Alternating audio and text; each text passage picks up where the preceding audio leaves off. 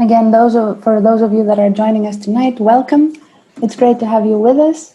We're going to start with our behind the scenes with our alumni talk about our executive MBA in just a couple of seconds, as soon as everyone's here. So I guess an official welcome is due. It's great to have you all with us. My name is Lida, and I manage recruitment and admissions for our executive MBA programs here at RSM. As you'll probably guess from my accent, I am from Athens, Greece, and I moved to the Netherlands and Rotterdam in particular in May 2018. I started working for RSM shortly afterwards. This is my third year with the school, and I'm very excited to be hosting tonight's event. I see actually many familiar names in the participants list as you slowly come into the room. I also see some new ones, and it's great to know that you are joining us from many different countries across the world. From what we've seen in your registration, you are in the Netherlands, of course, in Belgium, in the UK, Luxembourg, Japan, the United States, to name a few countries. So it's great to have you with us. I'm hopeful that the insights shared by our alumni tonight will help you clarify many of the questions you may have that relate to your decision on whether to do an executive MBA program at RSM. We asked our guests to be honest, to share their experience in an unfiltered way, so that they help you make an informed decision about whether to pursue an MBA with RSM is a good decision. Originally, this panel discussion was supposed to be moderated by Brandon Kirby, the head of marketing and admissions. Due to an unexpected work-related event, he couldn't be with us today. So you're stuck with me for the next 1.5 hours. My colleagues, Vasilis Zaravelas, Assistant Director for Marketing and Admissions at RSM, and my colleague Chantal Daman, who is managing our marketing program, will be supporting me throughout the event, monitoring the discussion in the chat box and providing critical support. Before I invite our distinguished guests to introduce themselves, let me go through some housekeeping instructions so that you know what to expect from tonight. The duration, first of all, the duration of the event will be 1.5 hours. So we would like to wrap up by 8:30 p.m. Today, we will focus on the Executive Part-Time MBA program, a 22-month program that has a January start. If you're interested in any of the other MBA programs that we offer, we would be happy to continue the discussion separately. We'd like to also keep this webinar as interactive as possible, so feel free to ask any questions that come to mind in the Q&A box. We will try to answer all of them. I'll try to group them in thematic categories sometimes. Vasilis and Chantal will be monitoring the chat, but we will be using the chat function for more general inquiries. If you have a question for a particular alumnus or alumna, please specify that. Otherwise, we will try to have at least 2 alumni answer each question so that you get different perspectives on what you're asking. The session will be recorded, is actually being recorded for future reference. However, the names of the participants and the questions and the chat box will be edited out. So now, without further ado, let's meet the people that you're really interested in, our Executive Part-Time MBA alumni. When I call out your name, please tell us a bit about yourself, personally, professionally, anything you'd like to share with the group today, and please mention the year that you graduated from our Executive MBA program. So Anna Velen, let's start with you. Okay, can you hear me? Yes. Perfect. So, well, my name is Ana Velen Cortes. I am Executive MBA 2018. I am originally from Argentina, but I am currently living in the Netherlands since 2015. Well, my background, I am an environmental engineer and, well, right now I am working at a feed company called Nutreco. It's a Dutch company, a global Dutch company. And I was at the moment I joined the executive MBA in 2018. I was part of I developed my career more in the procurement area, and right now I am senior project manager for innovations in Nutreco. Thank you very much for the invitation today. I hope I can contribute with solving any doubts that you have about this experience. Thank you. It's great actually to have you with us tonight. So, Deval, let's continue with you. Good evening, everybody. I'm Deval Swanepoel. I'm South African. I'm in the Netherlands now since 2014. I work for Unilever. I still work for Unilever. I recently joined the Vegetarian Butcher as an acquisition that we've made. I'm heading up the supply chain for the Vegetarian Butcher. I'm married with a South African wife, my South African wife. She joins me here, and I've got a 2.5-year-old son as well as a 7-week-year-old son. So quite an interesting time at the moment at home, especially with Corona, but it's still a very blessed time. Very happy to be here this evening. And I was in the same position as yourselves, and more than willing to share my experience and help you to make the right decision. Thank you very much. We very much appreciate it that you're here with us tonight, especially since you have a newborn at home. So let's continue with Ludovic. Please tell us a bit about yourself. Hi everyone. Yes, I'm Ludovic Sado. I'm from Martinique, from the French Caribbeans. I lived in France, in Singapore before, and moved to Holland 6 years ago. I'm working. I've been working in the offshore oil and gas industry as an engineer. Then I moved to the shipbuilding industry when I started my MBA in 2016. I graduated in 2017. Since then, I moved positions from engineering to a strategy manager, head of the transformation office right now in a shipbuilding company. And I met my partner in Holland, and we now have a little one that is 1.5 years old. We live in West Friesland at the moment. That's wonderful to hear, and thank you again for being with us tonight. Our fourth alumna, Nancy Jiang, is not here yet, so we're going to continue without her and kick off our discussion. We're going to start with a question I have as we're waiting for the participants to ask their own questions. And one thing naturally comes to mind. So based on what you described, you come from completely different backgrounds, both professionally and academically. Why did you decide to do an executive MBA? What was the reason behind it? And Anna Velen, we can start with you. Okay, yes. So I decided to do the executive MBA mainly, because I already had at that moment 10 years of career, and my career was developed mainly in the supply chain area and procurement. At that moment, I was working for Unilever. And I had different assignments in different parts of the world, but it was always in the supply chain and procurement department. So I wanted to develop a bit more of a strategic view of the company and move more to a business, let's say, commercial or marketing side of the business. And I found that it would be interesting to get more knowledge about that by an executive MBA, and this is what I did.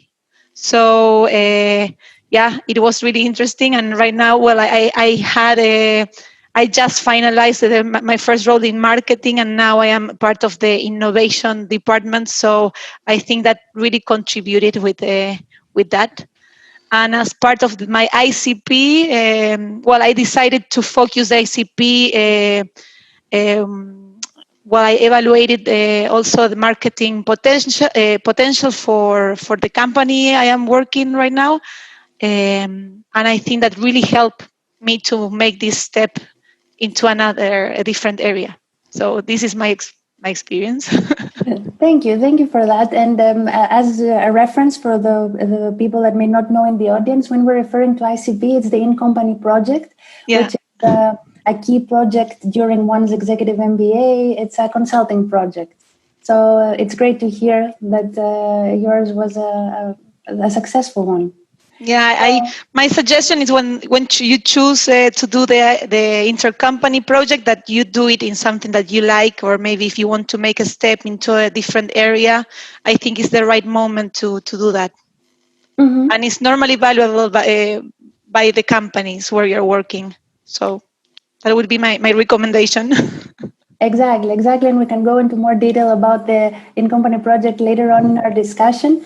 And now coming back to you, Deval, why did you decide to do an executive MBA?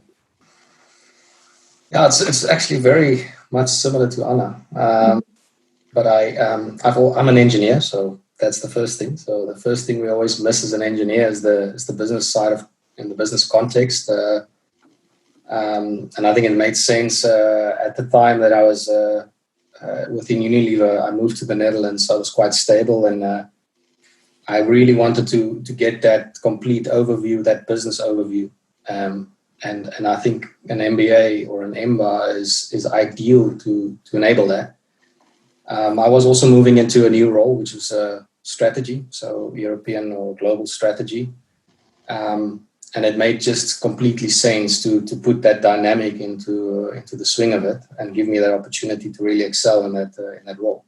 And I was really privileged with Unilever that helped me during that time, and it sponsored me, and it was a fulfilling time. So for me, in the end, I think it just gave me that complete exactly what I was looking for at the time, is that business orientation, that business mindset. It did give me that in the end, and if you look at the amount of tools that I use now, it's really fundamental from the course.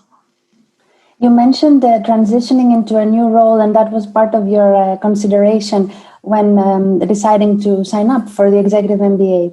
Was the program, do you feel that the program helped you from the beginning, or did you need a few months before you could actually apply these things at your job? I think at the beginning, there was a couple of courses that was a bit hairy and scary. And you, at the beginning, it was there was quite a good reflection in the sense that because you have a lot of experience already in your work environment, it helps you to already just fine-tune some of the skills that you learn, which is great. Some of the things was completely new, and especially at the beginning, I had to really you had to really focus your mind, but it really put you in the right mindset at the beginning. And as you went along, you started getting a lot more comfortable in I know this, and I can sharpen it up, and I can excel in this. And that was the turning point where the EMBA started really getting superly exciting. Where at the beginning you get a little bit nervous, which is, I think, normal. It is a bit of it's something new, and it's something that you have to spend a lot of time. But in the end, it was really fulfilling once you reach that threshold. Thank you for that answer. And now, Ludovic, over to you. Please tell us a bit about why you decided to do an executive MBA. So my story is a bit similar to the one of Deval and Anna Velen. Actually, I'm also from an engineering background. What was pushing me to start an MBA is that I was feeling a little bit more in a corner in my organization. So I was feeling that I was less. That I was not really at the decision making, and I was not taking part of the decision. So I really wanted to grow and to get away from the pure design and engineering, which I was doing before. And that was really the starting point for me. I really thought, I really need to study again and to do something different, to have other exposure to other topics than purely design and engineering. And in that respect, the MBA really was a door opener for me, definitely. So I could really learn a lot and see a lot of different perspectives, how things are done in other industries, how others are seeing the work in general. So it was quite a good experience for me. So that's my story. That's how I started. That's great. And then thank you for that. I will note the point that you mentioned about different perspectives.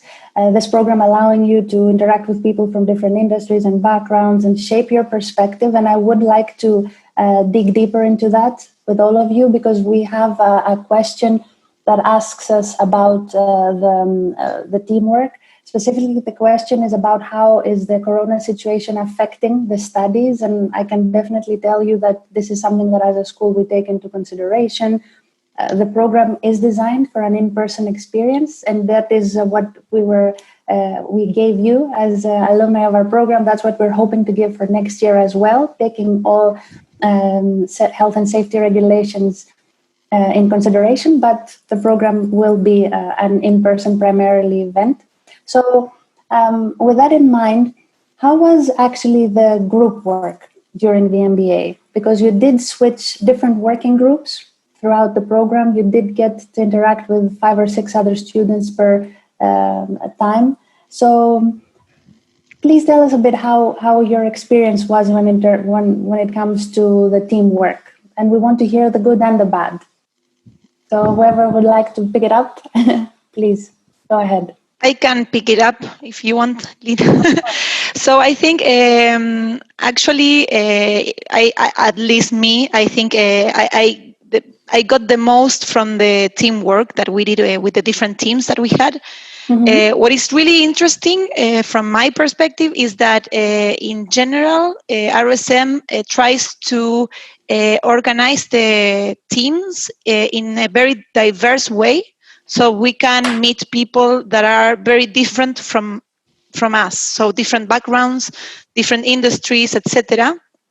And I think that this was really interesting because I was used to work in teams or international teams at that moment, from people from different departments in the company or different countries. But in this case, it's a totally different background, and that is really rich, because you can learn the way other people are thinking, or how they are solving the different problems, or how they approach an assignment. But also it generates a bit of more exchange of opinions. So maybe some more tension between the participants of the team. And I think this is also very important. So I think that for all my fellow students, the first team was always the most difficult one, because you're still getting used to the way to work, and getting used to the program, and to be able to manage the different assignments in parallel. Then the second, third team, I think, are much easier than the first one. But I think it's really nice. At least that was something I was not expecting to get from the program, and from me was the most rich part of it. Deval, I saw you nodding during Anna Belen's reply about the tensions that could potentially come up, and especially your first team. So I think the realism is that there will be tensions. Mm-hmm. If I just look at the current job that I'm doing as well, I think everybody, you're always going to work in a group where there is a tension. And I think the thing that the EMBA teaches quite well is how to go through those different phases, the storming and the fixing, and getting to a level where you just understand each other. Because at the beginning, it is cultural type.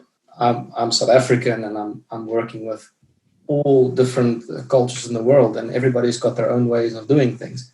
And at the beginning, you need to start, as like Anna saying, the first group is the most challenging, because you're not used to that type of complete fundamental type of the dynamics in a group. And then you start getting used to it. And I can tell you, really, my first group was the most exciting, and that's my family still till today. I really, I still have contact with the guys, and we connect now every now and then, and with the girls in the group. And it's been a fundamental, and going through that difficult period. Yeah, and it's funny how you quickly sort out, and you quickly figure out of how to deal with the call it the problem or the challenge. And there will always be someone in the group that you need to try to handhold, but there are skills that every single person will have that you also need to try to utilize. And that is fundamentally very, very important. And then you learn very, very quickly. Great. Ludovic, yes, please go ahead. Yeah, I mean, I concur definitely. That was, I think, the best experience or the most learning. I got the most learning from the team, from teamwork. It's very small team, very dynamic teams. And it's also compared to a work environment where teams are formed from people that come with a specific skill set, and they are applying this skill set to the team. Here, there were no experts in the topics that we were having. We would handle a topic that was completely new to most of us, and we were not really relying on the experts.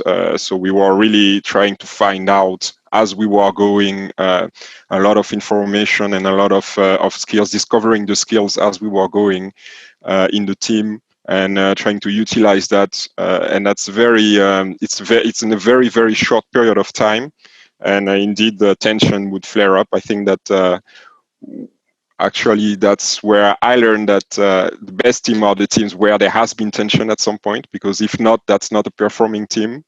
And I can really see that I can use that knowledge and I can handle it better now at work, so that we can really move very fast from the storming, as you were saying, the Val, to really forming the team and getting and moving forward. So that was a very, very interesting experience that I also did not expect to experience it this way, actually. So really loved it. So building on what you said about the teamwork, and thank you all for being honest and sharing the tension that it does exist in the program naturally. One question that we do get often, and we do see here in our chat box today, has to do with study time. So how much time did you actually dedicate for preparing for the executive MBA outside classroom hours? This is a very personal decision. This is something that maybe is different, but give us a bit your take on how it was actually to study and how many hours per week you needed. I don't want to go first. Maybe I should. It depends on which course you had, right? Mm-hmm. There were some of the courses that I think, and it depends on your skill set, I think, where you are comfortable with some of the courses. I myself, some of the finance courses I had to spend a lot more time in, and I would say, on a Saturday I would spend maybe the whole Saturday, and sometimes as well as the Sunday. I would have to spend time, and when there's a project that has always got a pressing timeline, every evening after I would come to work, I would spend sometimes 4 to 5 hours directly after work. But it was not every day. Now, I think the question is always, again, it's very hairy and scary when you hear this, but you get into it's like a second nature. You feel funny if you're not doing anything at some point. And the classes itself, it really reiterates of what you need to focus on.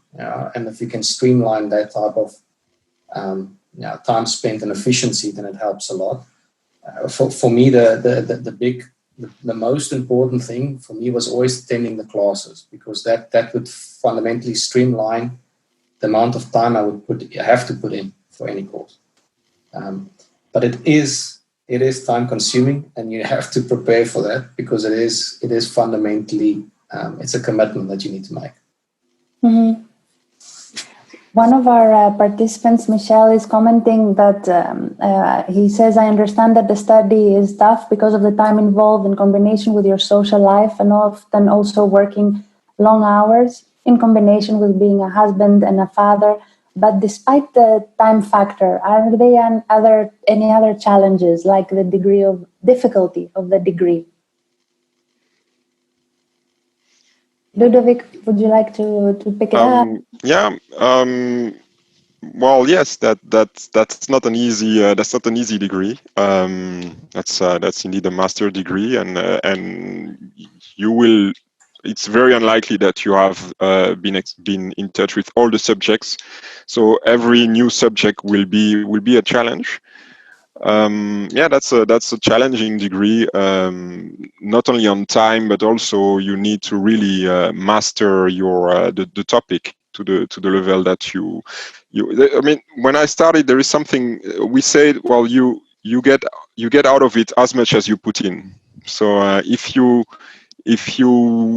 so it's difficult to answer how many hours is it or how difficult it is. If you really want to go to the bottom of any topic, you have all the classes, all the materials to do so, and you don't have all the time to do so. That's a problem, but you can take as much time as you want to really get to the bottom of it, and then learn something and being able to apply it, to really master it, for not only for the exam but also in your work environment. So that's that's a very heavy work that you need to put in an MBA. That's for sure, and I think you need to be ready for that, and you also need to discuss in advance also with your partner or your friends even, to really have support, because it helps to feel supported at home.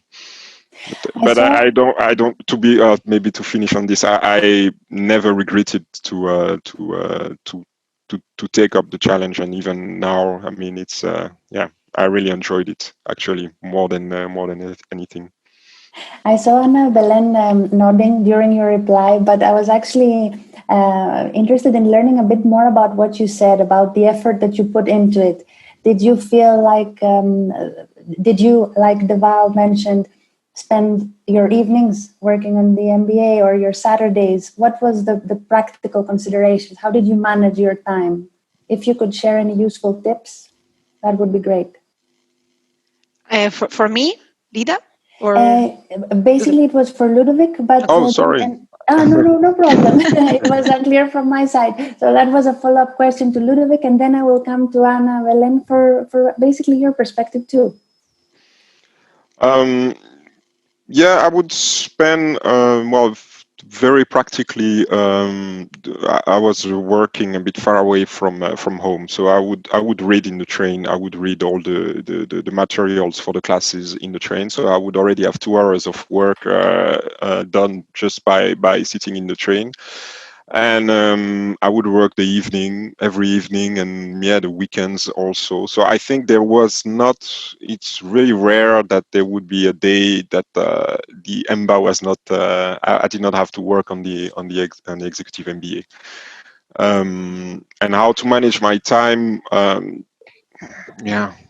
did not manage it too well often. But yeah, it's. I think maybe a lesson there is you still need to find some time for yourself and some time to do some activities that you like, to really get your energy back. I think that's important. So that's maybe one tip I would give. But furthermore, it's you have to find the time wherever you can to work on the MBA. That would be my answer. Great. Anna Velen, how about you? Well, yes, I agree with Ludovic. So the more you invest, the more you get. And I think that you have to, of course, be conscious about that. And I think that at the beginning of the MBA, maybe if you don't have so much experience of how to manage the workload plus your family plus the MBA, you will end up reading a lot and spending a lot of time. And I think that as the time pass by the end of the MBA, you're a bit more with more practice, so you can really focus on what are your main interests, and you can decide where you want to spend more time to understand. Maybe in my case, I wanted to understand really the finance part. So I would decide myself to maybe take a bigger role in those assignments in order to get out more from that. So I think it's important that you really focus on what you're really looking for, and you are smart on spending the time you are going to use for studying. So from a practical perspective, we normally, with all my teams, we also used to have team sessions during the weeks. We normally had one meeting per week of about 1 hour and a half in the evenings. That was for sure in every week. And then after work, I was always reading or trying to catch up with everything that we needed to read for the next lectures. And that was, of course, not always perfect. So sometimes I could manage with everything, sometimes not. So this is why it's really important to make your choices really well. To really get out the most of what you're investing in from a times perspective. Mm-hmm. And of course, it's really important to align this with your partner or with your family. This is really important, I think, to make an agreement before the MBA that you will need to spend this amount of time during the MBA, because are 2 years, so it's important that you are conscious about that. We talked a lot about time. So one question that comes in the chat box and makes sense, I guess, is why did you specifically choose for an executive part-time MBA and not a full-time program, a one-year program that is shorter in duration? So this is a question open to all of you in case you did consider a full-time program. Well, from my side, I always wanted to stay working, so I didn't want it to stop. And also, I think that this combination is tough because because you have to manage your time between many things. But it's really you can apply really fast at work what you are learning. So I think this direct link was really good to do. And also, from when I applied for the executive MBA, the age range of the executive MBA was a bit people was older, so I was expecting to get more experience also from my fellow students. So that was also another important point. So in the executive MBA, we had people, I don't know, that were, the average was 34 years, but we had also people that had, I don't know, younger, 27, but also 56 or in the 40s. So it's really nice because you can get their experience during the lectures and when you work with them. So this was really nice. So this also was part of my conscious decision. And indeed, you're right. The age range is broad when it comes to the executive MBA, but overall, the classroom average tends to be a bit more experienced compared to the full-time program. Yes. Bilal, would you like to add anything to that? For me, it was it was work related as well. So that's one of the aspects. So I could, because it was a sponsored MBA. It was a tough swallow for Unilever to give me a full year completely off, and the requirement was that I would rather try to in-use, and I think that was nice about it in the end is that. So I had a friend as well that explained to me the EMBA beforehand, and a lot of the courses you could already immediately apply in your current job role, and I think that was quite beneficial for me in the end to have that knowledge beforehand. It made the time, I think, a bit difficult because you had to fit it all in with job, with family and all of that. In the end, I think the key with the EMBA, the decision for me is that I could immediately use it. I already have a secure job at the time, and I could just excel in the current role that I was in. That's great. And as we welcome Nancy, our fourth alumna for tonight, Nancy, it's great to have you with us. If that's okay with you, we would like to hear a bit more about you in terms of professional and personal background as we welcome you tonight. And of course, tell us which year you graduated from the MBA.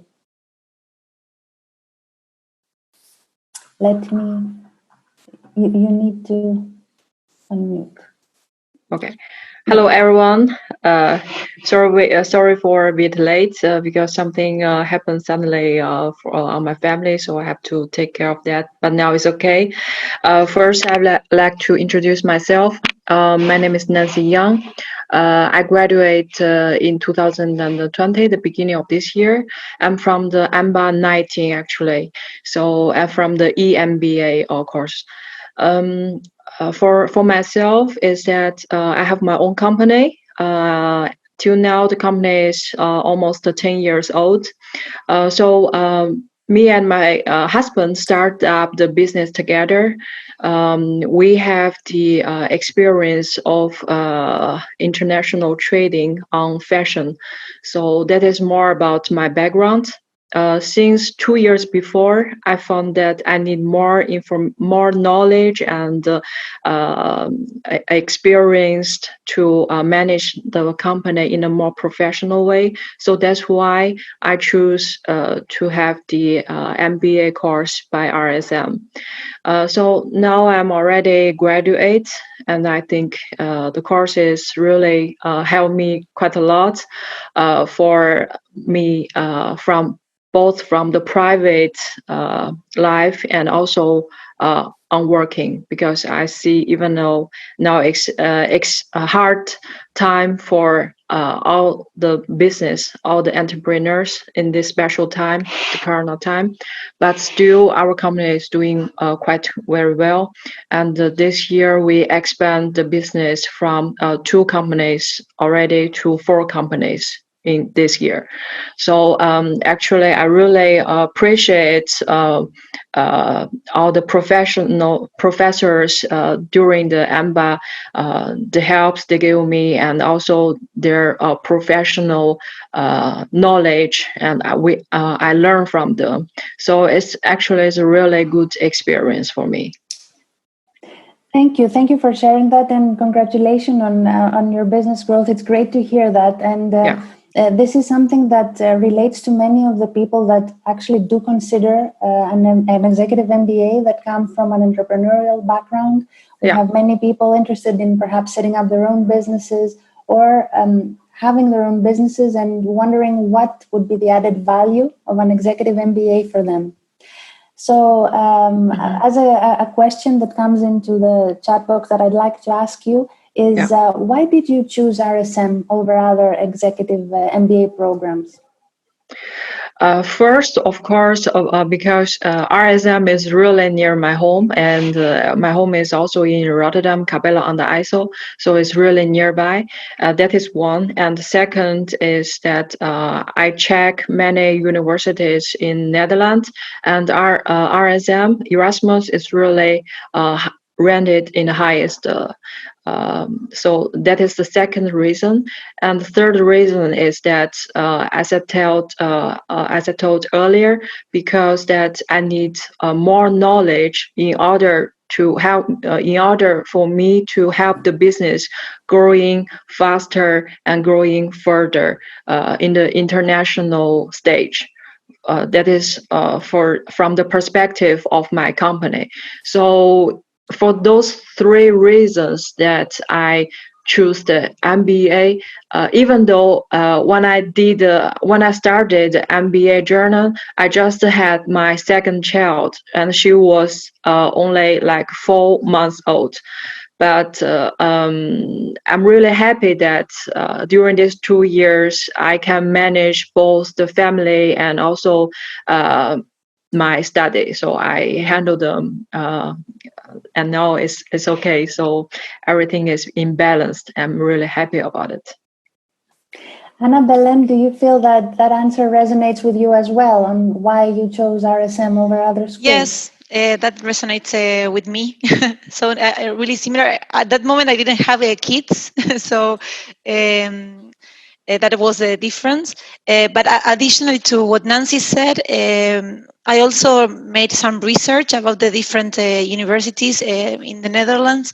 And for me, what was really important is that I had the impression that the students at RSM would going to be more international.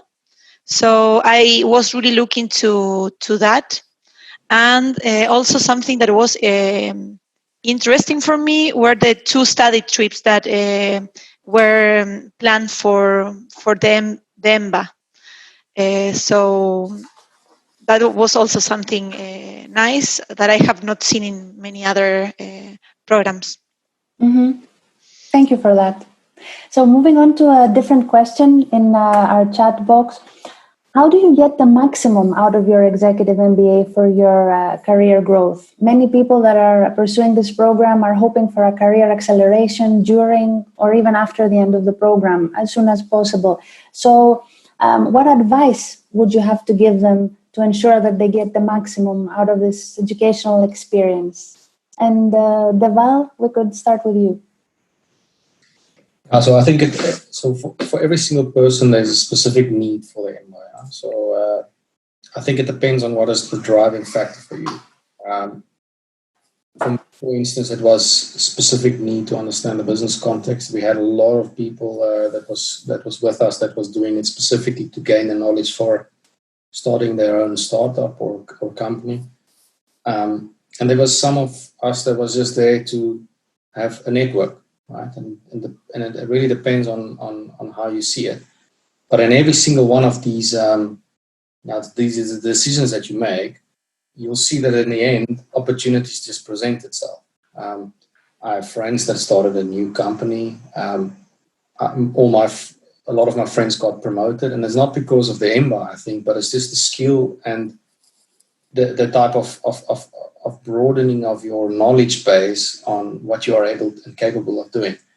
I think one of the things that personally that resonates a lot with me is the leadership type of courses that you really get bombarded quite a lot with leadership courses. And in my situation, I think that's the thing that really sharpened up quite a lot. And naturally, after that, I grew. I got promoted, but it took some time. But you eventually get a higher. You grow in the ranks, right? Depending on what your need is. But there was also a couple of us that was just fine in staying where they are, but just having that broad spectrum and making their current job more effective. And that's why I think it really depends on what is your intent for what you want from them. I can tell you, I think statistically, that a lot of people will probably go to a different role or leave their job after the EMBA because there's something bigger and greater that you'll discover during the EMBA. Mm-hmm. And Ludovic, how about you? What advice would you have to give to someone that is considering an executive MBA, and how would they get the most out of this experience? Oh, you need to unmute yourself. I think indeed Deval said it well. I mean, there is no, I think, little to add on that. But I would say it's indeed not a formula. It's not that you have the diploma and then boom, you grow in a different role. I think that I was actually surprised how little that I could sell it as something on itself. The MBA. I just got an executive MBA. I would like to grow. That was not the reason for me to grow. It was really from people got to know me in different perspectives. I could interact with. I had a broader view. I had more knowledge about some topics, and then I could then grow based on that. So it was more, I could grow from having more skills than growing from having the diploma itself. So maybe that's something to say that it's not that straightforward, and it's more of what you have learned that you will grow. And furthermore, I don't think of any example of someone that did not grow. And and yeah, indeed, you also discover a bit yourself, because it's a challenging experience. So you discover what you like and what you don't like, also a bit more during the executive MBA. So indeed, some people may decide to do something completely different out after that, and actually, it's even better. Mm-hmm. Thank you about that. Moving on to another question that we have, did your employers actively encourage you to take on the MBA, or was it your own decision? And if it was in line with your employer's expectations, what did they want in return? So is anyone interested in picking this question up? I can, specifically for my case, for me it was quite encouraged by the employer. It was not a necessity, but it was quite encouraged, and that helped me in allowing me the time and space to do what I was supposed to do for the EMBA. I think a lot of people that was with me was not encouraged by the employer to do it, but the employer in the end see the benefit throughout the program. If you stay with the company, they see the benefit of how you can go about.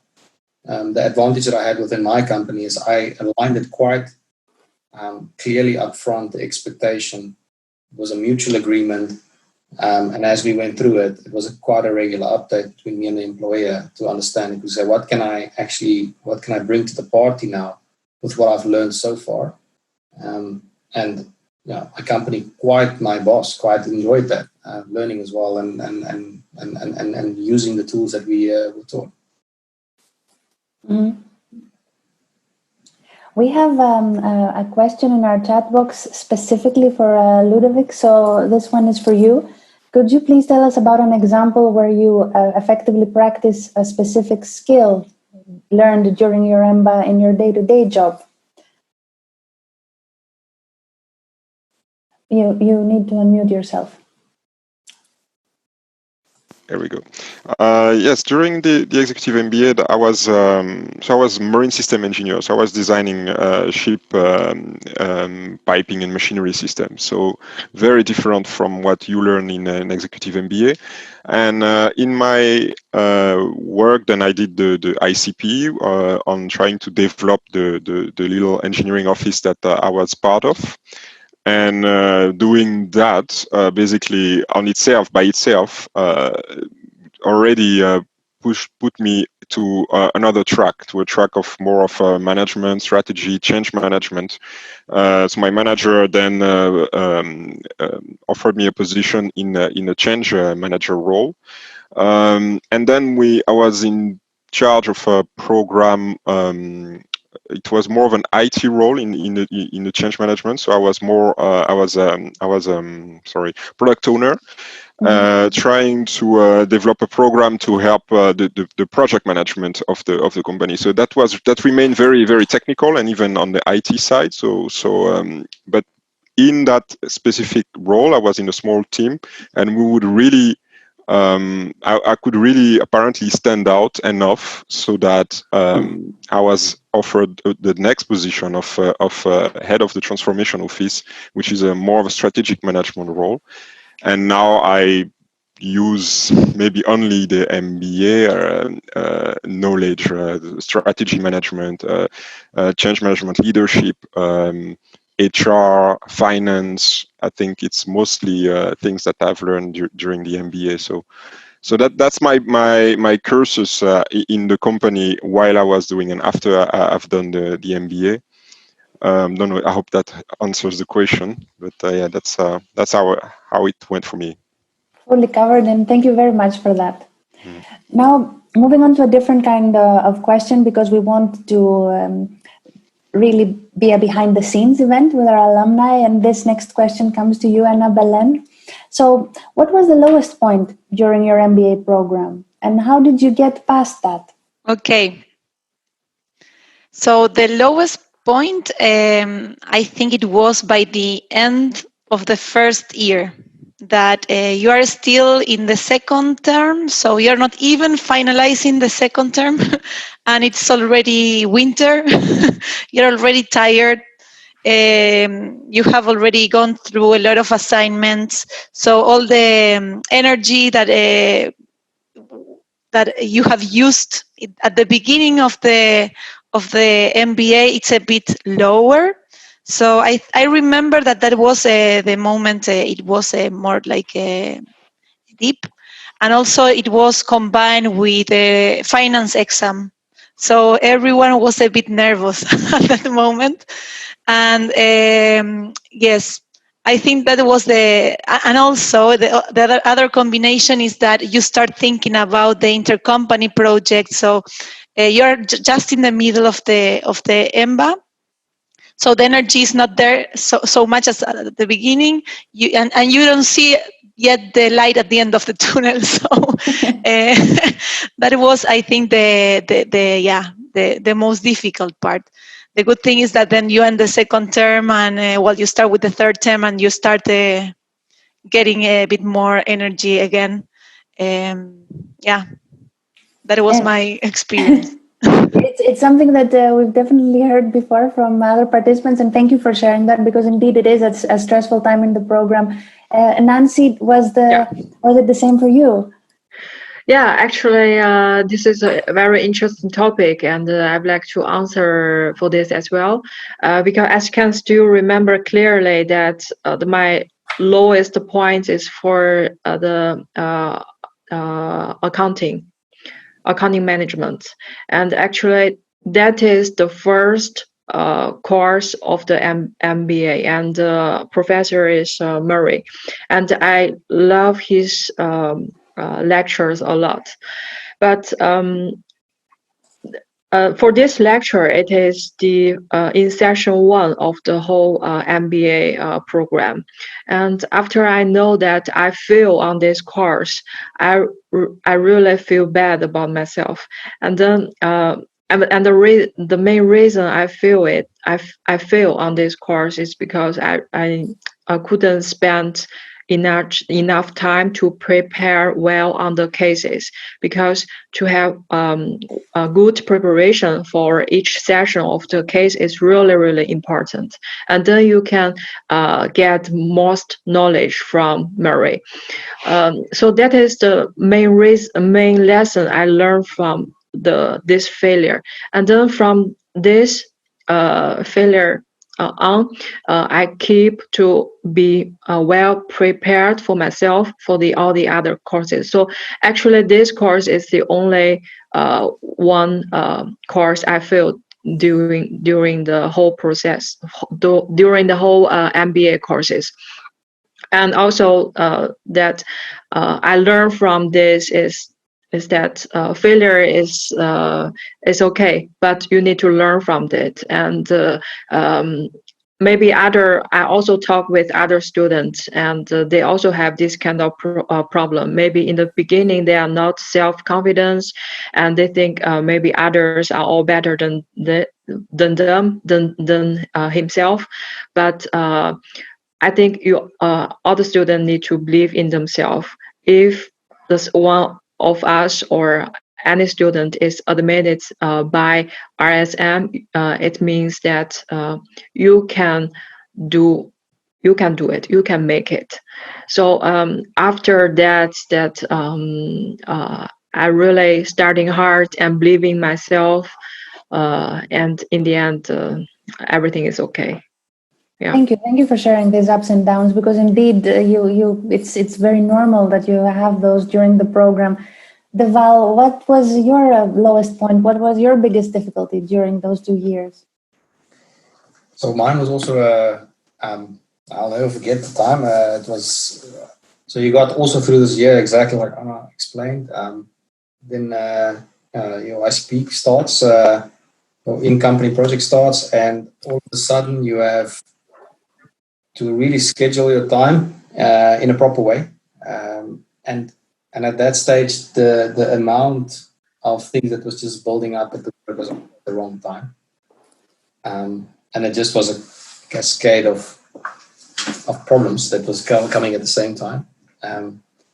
And I'll never forget that day. This is where the group thing also became fundamentally important. So I'm not a person that shares a lot, but in the group you tend to share quite heavily, because you need to understand from each other what time allocations people has got, what is the personal aspects that's playing a part in the performance of the team. And the team really helped me during that period of time.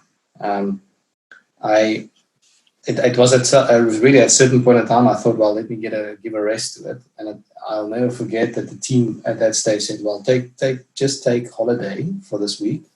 We'll cover the project for now. And I could allow that to happen. And because I know next week someone else will have the same, because we're all in the same boat, but we had each other's back. And I think that's fundamental.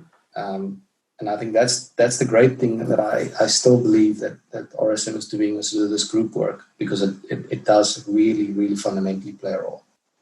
Mm-hmm. It's great that you mentioned that, because it's actually a very good transition to a question we have here about your collaboration with the rest of your classmates outside the classroom hours. We understand that it's not just in the classroom, it's not about group assignments, but as you mentioned, it goes way beyond offering valuable support in critical times for you. So how was that interaction with your fellow classmates, and how did it evolve over time? Ludovic, you can go ahead and answer that. Yeah, it was actually interesting. My first team, it was we had a bit of distance. I mean, we were having a good team and a good relationship, but then it ended up a little bit too soon in a way. So we thought. I thought, and many of us thought, that we should really engage a bit more with our team, with our next teams. And once again, the more you engage, the more you spend time, and the more you get out of it, the more the relationship gets stronger, the better gets the cooperations, and we still to this day meet sometimes.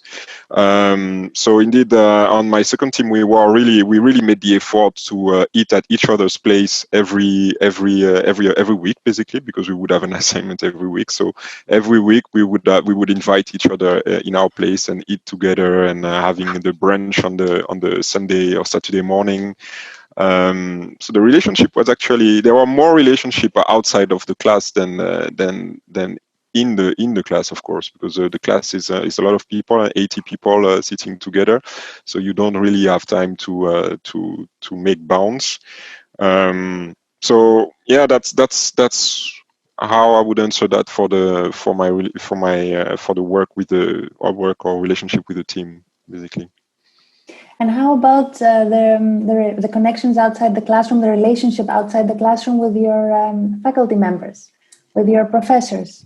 Was there any interaction outside classroom hours? How was that?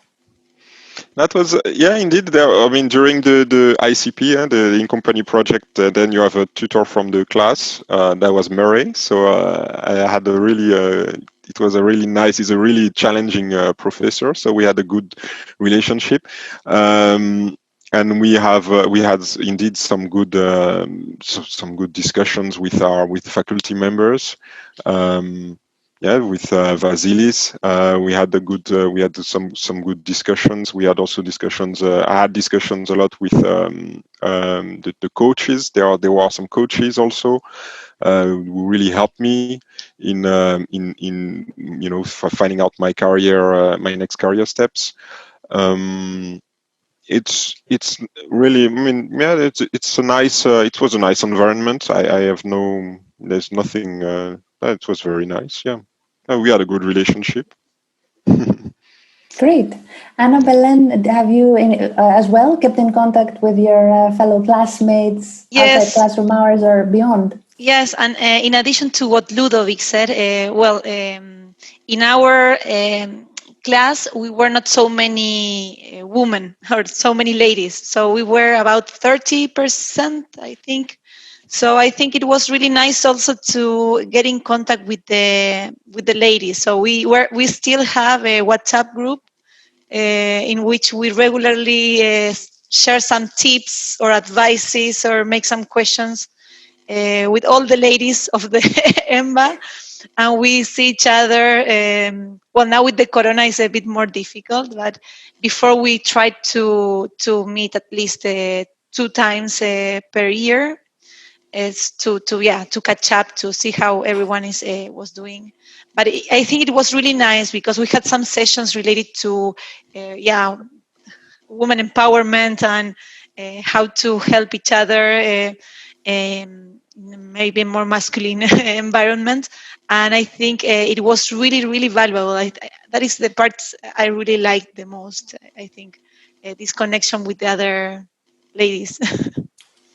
Great. Also with the guys, okay? With the ladies was really nice.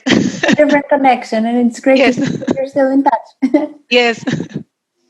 Moving on to another question. We have a question from Anne. She says, I am a medical doctor. I currently have a career in policy and project management in a university hospital. Do the alumni think that the EMBA has value for people like me in public, not so commercial or corporate service, especially since the financial investment will probably be mostly mine and not my employer's? Deval, Oh, did you comment on? yeah. Oh, go ahead, Ludovic. I know what you're going to say, Ludovic. So we have Go ahead. we have doctors in our in our class as well. They actually did very well, to be honest. And I think it depends again what you are trying to get out of it. I think I mean for them it was specifically in the how do they then optimize, how do they run the leadership skills they need to do inside the medical industry. Is there any way to optimize it further? And I think for me, I think in the end, the benefit depends on how you see it. I think you can utilize the EMBA for anything. I think for the medical industry, specifically to this question, I really wonder how much the leadership courses in that type of logic can play, because I think it's fundamental in that type of industry. And this is quite good in the EMBA. I don't know if you have anything to add, Ludovic. Yes, well, indeed, I had Mario in mind with a doctor. He was a practitioner in a hospital, and I remember him saying, "We did not learn anything about business in our courses." I remember him saying that specifically, and he was very happy to learn also about finance, about how to run a company, how to run a hospital, how to run a business, or even a group or a team. And that's something that he really appreciated, amongst other things. I remember a few people in the policy roles in Den Haag or even in Belgium, and they were also very happy to understand a little bit more than what's happening in their specific company or specific team or role, but what's happening around them, what's going on in the world, what's the economy, what can we learn about the economy. I did a study trip in Washington, and that was about business and politics, and I think I learned more than I would ever imagine about trade tensions. About it, that was before the time of Trump, actually, but everything I could learn about, trade tensions, how the trade organization was made. We visited the WTO, we visited the IMF. It was a really interesting. It was interesting, even in the light of thinking of starting my own business, which I still have a little bit in the back of my mind, how things work in the world, how things are organized, how the tax is organized, and a lot of those questions I could really get the answers from the class of the MBA. So I'm not trying to really give you a lot of too much information and trying to push you to just apply, but I must say that there is a lot of things that you probably don't imagine is out there. It's a lot of knowledge that I really got from the study, and things that I would not even think I needed it before. Yes, if I may ask, also in our class there was a doctor and a psychologist. But the doctor actually she changed. Then she was in the blood bank here in the Netherlands, and then she changed to consultancy. So I think is for this person that is asking, it's really important to, I don't know if it's a she or a he, It's but a she. for her to evaluate what is she willing to take out of the EMBA, and if it makes sense for her career expectations and aspirations to do it. But yes, there are some experiences in our class as well. Mm-hmm. Yeah, and from my side, that I also would like to add something. I think no matter what kind of background you have, even you are a police officer or medical background, as long as you have interest on business or you have the ambition to have a higher management level in any kind of institution, I think MBA course is very advised to take it, because for me is that after the MBA, I don't feel that I have more knowledge on specific area, but I think the most benefit point for me is that my the overall skill on management. So that is the main value I get from MBA, and I really enjoy it, both for my personal life and also for my business, for my work. All of you touched upon the personal leadership development program in your answers. Nancy, do you feel that this specific element of the program, either through the individual coaching or the group coaching sessions, helped you change? Yeah, actually, I do the PLD coaching session for many times with Professor Hattie, and I really like it because she helped me a lot during the EMBA process. She see my whole she said she see my transaction transformer during the whole process. So that is the comment she gave it to me, and especially after the first session, I feel one of the course, and she gave me a lot of courage, and also she tell me how to believe in myself and how to improve in what way. So in the end of the EMBA, even though like last month, I still have a coach session with her and to give her my update about several months after the EMBA, how is my life look like, and also my work. So during a 2-year program and even after the EMBA, she always there to help me. I really appreciate it. Deval, did you feel also that the personal leadership development program element helped you grow? And if yes, in what specific way? Indeed.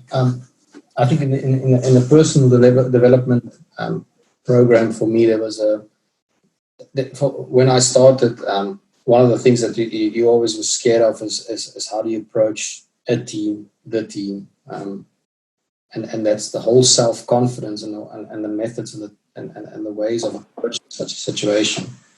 I mean, there's a lot of things that I learned in the personal development, but one thing I can really contest to that approach, the tools that was how are you impactful as a person to your team, to yourself, and what is the factors that you need to look on.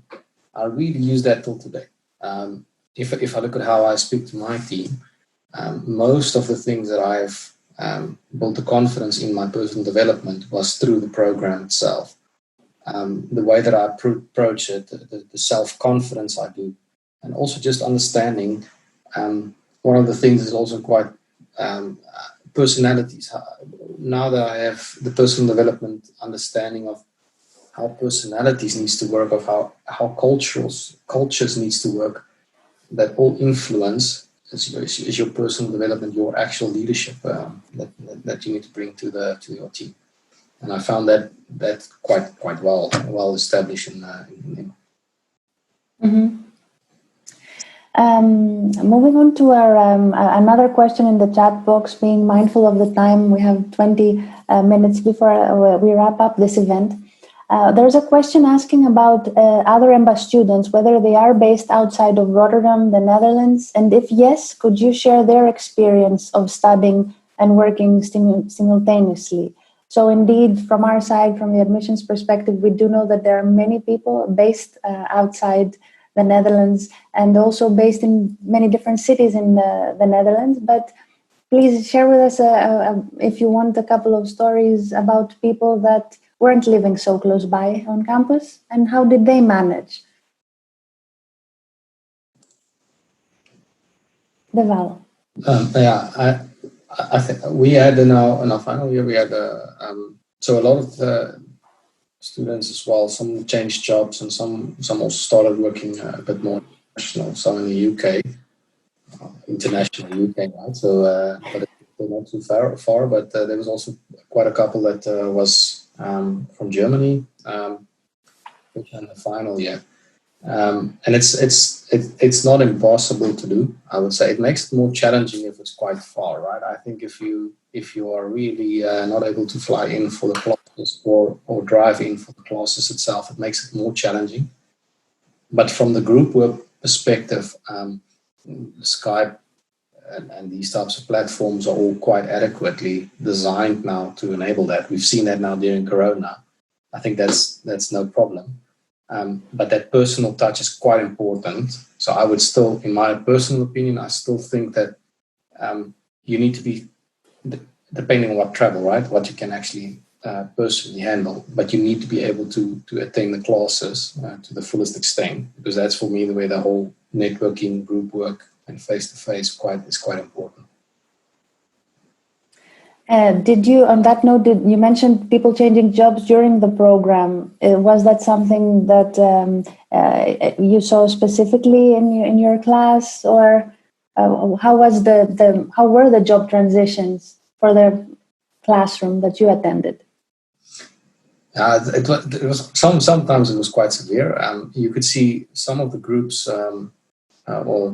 Especially in the second year, I could see a lot of people going into new jobs, and it's natural, right? I think you start realizing in terms of the skills, so the courses that you get, especially in the first year, you get really quite a diverse type of dimension: economics, finance, personal leadership, and you can already start fine tuning exactly, am I right in the right place that I'm now? And then fundamentally, a lot of ambitious people or some of our teammates just decided, well, I know what I want to do, and that's different. And that transition to a new job became actually quite easier, because you know exactly where you would like to head to. For myself, for instance, I was comfortable in the role that I was doing, but I did, however, directly after my EMBA also realized, where's my passion? Where do I really fundamentally think I can add a lot more value and make that transition within my company? But I think the summary of this is that the EMBA really gives you a perspective of where do you fit in and where your skill space is. And that's for me fundamental. Anna Belen, coming to you now with a more soul-searching question, let's say. If you could go back in time, would you do anything differently from the things that you did during the program, from the decisions you made, from how you managed your time, anything? Would you change anything?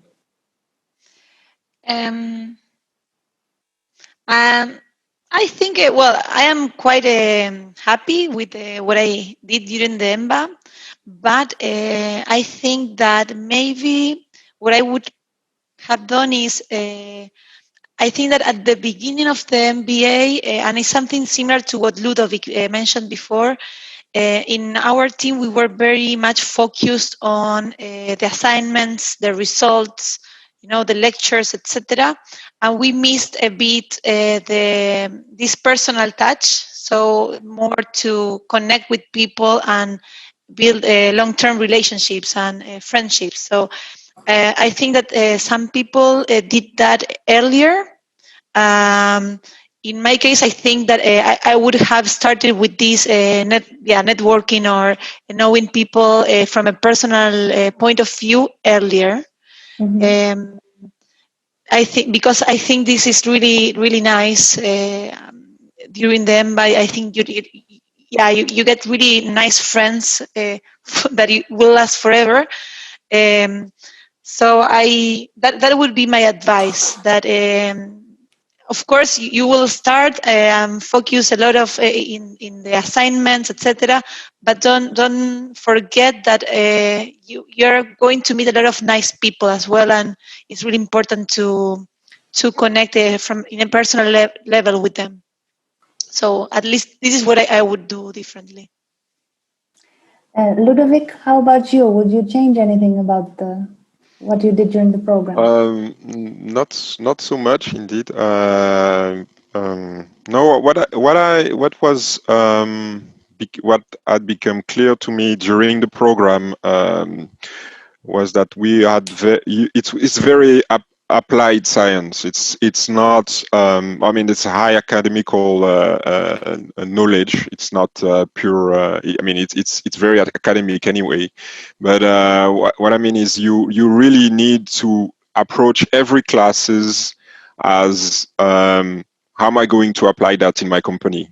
And even if these are topics that are not that are very far away from what you're doing now, you need to straight away think about how do HR relate to my company? How does even economic would relate to what I'm doing now, to what my company is going through at the moment, and that it took me a bit of time to realize that I really approached it as okay, I'm going to have a strong academic background with this study. But actually, that's actually the power of that was maybe an earlier question. That's the power of an executive MBA above an MBA, is that you really take all the classes with the background of how is it applicable to my company, and that's actually the assignment very often. So the last assignment of the course is typically applied to your company. Now, what we've just learned for the past 3 weeks in this class. So it's very important to. I think that's what for me I would, if I would redo it. That's not excluded actually. If I would redo it, I would redo it really knowing that it's really about anything that I speak about or learn, that it's about my current position or job or company, where I mean, how do I apply it? Yeah. I think with your answer, you partly covered a question that was specifically addressed to you about how did you convince your team, your client, your manager that an MBA would be a good investment, would be something worth doing? Because in general, indeed, a transition from a technical role to a managerial role is not very common. No, yeah, indeed. Actually, I did not have to convince them. I did it on my own. I just started. I just say that's what I want to do, and I did not even ask permission or anything. I just say that's what I'm going to do. But indeed, if you need to convince your manager that this is the right investment, I think that with what we answered all together today, you have a lot of arguments. Indeed. So as we're slowly coming to the end of this event, this is the time for you to give us any final thoughts. So please share with us anything that you feel we haven't covered for the past 1.5 hours. And if you can't think of anything because you feel we've covered everything, please give us one piece of advice that you would like to give to someone considering to do an executive MBA. And we can go ahead and start with Nancy. Okay.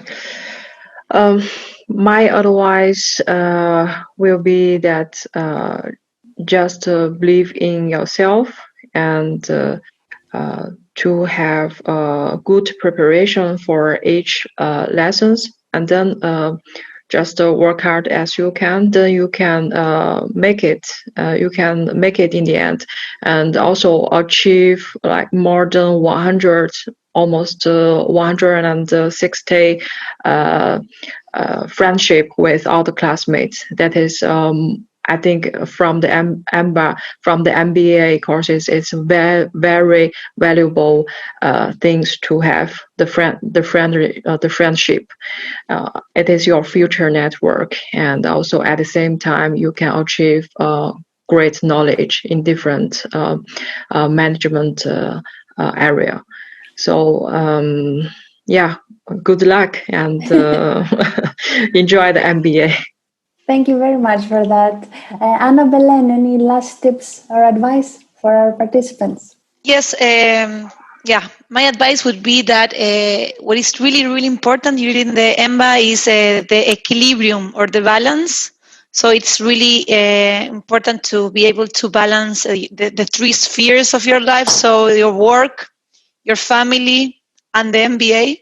So it is important that you are able to think about to take the decisions in the right moment. So maybe at a moment you focus more in one part, in another moment more in another part.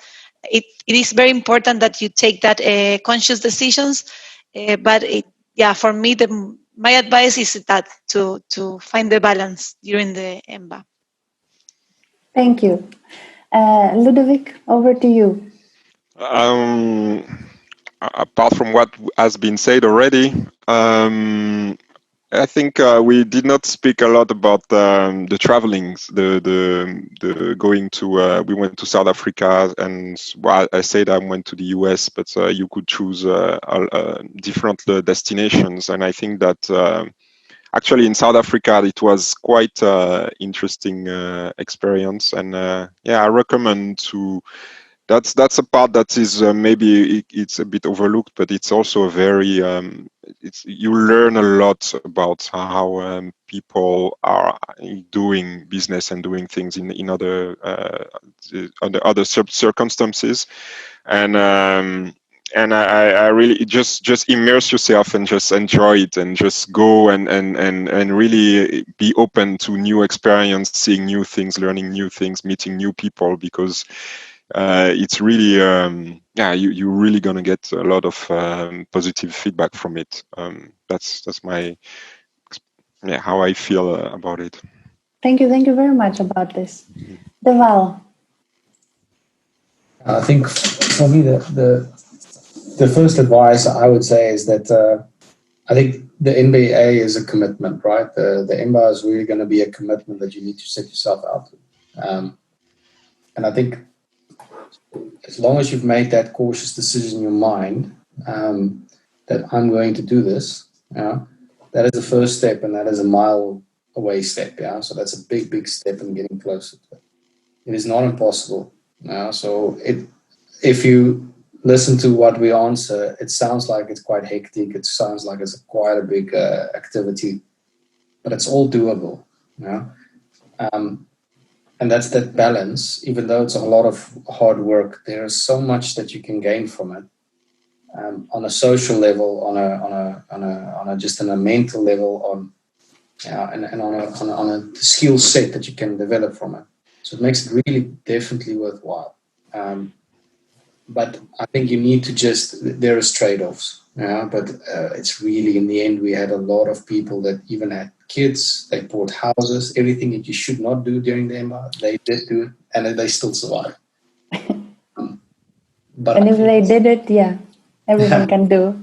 For me, that's. I think it's a contest that it's worthwhile to do it. I think if you really put your mind to it, I think it's really a great course. Thank you for that, and in general, thank you very much for your openness and honesty in answering to all of these questions that we had. In the follow-up email that we will send, we will include your LinkedIn profiles for any of the participants that would like to reach out to you individually. As a next step, we would like to continue the discussion, so please feel free to email me for any additional questions if you're considering to do an executive MBA. Submit your CV assessment to check whether you're eligible for the program. join our next event, which will feature one of our professional coaches at the Career Center, who will talk about personal branding through the eyes of our recruiter on September 24th. And of course, every Thursday at 5, both the Assistant Director for Admissions, Vasilis, and I have a Zoom drop-in session for any questions that you may want to ask. Last but not least, reach out to our MBA students and alumni. So it was actually a pleasure hosting you here today, Ludovic, Deval, Anna, Velen, and Nancy. Thank you so much for giving us your time tonight. Pleasure. You also for the inviting. Pleasure. You're welcome.